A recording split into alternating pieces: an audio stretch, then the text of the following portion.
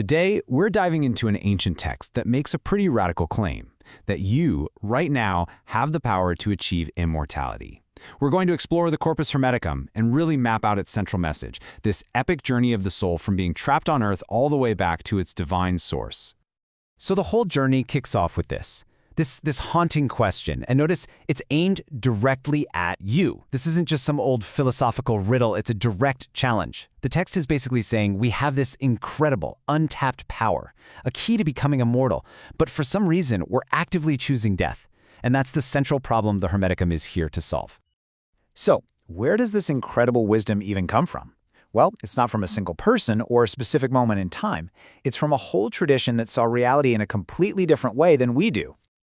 Now, these texts aren't quite as old as the pyramids, but they're definitely breathing that same kind of spiritual air. The Corpus Hermeticum is really the heart of the Hermetic tradition, written down in Hellenic Egypt right around the time Christianity was just getting started. And for centuries, people thought they were way, way older, like from the dawn of time. And funnily enough, that mistake is probably why they survived for so long.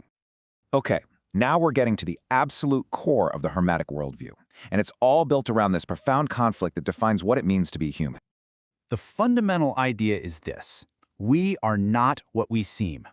The teaching is that inside every single one of us there's a divine, immortal essence. You can think of it as a little spark of God.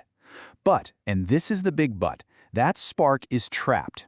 It's imprisoned inside a physical body that's subject to all the chaos and decay of the material world. And here, the text just lays it all out, this duality inside us. On one side, you've got the mortal body. It's basically a slave to fate, it's pushed around by its passions, and it's lost in this kind of fog of ignorance or darkness. But then, on the other side, you have the immortal man, and that's our true essential self. This self is deathless, it's a being of pure light, and it's actually destined to rule over everything. This quote, it just perfectly captures the central tragedy of it all. Humanity, which was meant to be the master of the cosmos, what the text calls the harmony, has somehow become a slave inside of it, totally captivated by its own material reflection. We're basically royalty living like prisoners. So the big question is, how do we break free? Well, the path to freedom doesn't start with some doctrine or a set of rules you have to follow. No, it all begins with a mystical encounter, a moment where a divine guide actually shows up to point the way. Picture this. The very first sermon starts with a seeker who's in the state of deep meditation. His physical senses start to fall away, and his mind just soars to this incredible height. And it's in this elevated state of consciousness that the real journey ignites with a divine vision. And this guide introduces himself as Poemandrus, the man-shepherd. And get this, he says he is the divine mind, literally the mind of God itself. So he's not just a teacher, he's the source of all knowledge, and he promises to reveal the secrets of existence to the seeker. So Poemandrus pulls back the curtain and shows him this vision of creation. It starts with a limitless, joyous light. That's the ultimate reality. That's God. Then, out of this light, a gloomy darkness emerges, coiling up like a serpent, representing matter and form. This darkness creates what's called moist nature, which is the raw stuff of the physical world. Then, a holy word, the divine reason, or logos, comes down to bring order to the chaos. From this primordial soup, the elements separate, and finally, the 7 rulers, the planets, are formed, and they are what governs our mortal destiny, or fate. Now, you have to understand, this vision isn't just some cool creation story. It's a spiritual roadmap. It's showing us that the true nature of God is light and mind, while the material world, which is governed by those 7 rulers of fate, is a lower realm born from darkness. So the path to freedom, it has to be the journey back to that original light. All right, so understanding the map is one thing, but actually walking the path? That's something else entirely. And that journey back to the light is called the path of gnosis. Gnosis is the Greek word for knowledge, but I want you to completely forget about textbooks and memorization. This is not about intellectual study. This is a direct, intuitive, spiritual knowing. It's a state of enlightenment that you can only get through a radical inner transformation, and that whole process is fueled by systematically turning away from the passions and desires of the physical body. The text is really blunt about this. It says you can't serve 2 masters. You have to choose, either the perishing, temporary world of the body or the eternal, divine world of the self. To hate thy body doesn't mean to abuse it. It means to detach from all its cravings and distractions, because only then can you finally turn inward and discover your true, immortal self. This is one of the most powerful metaphors in the entire text.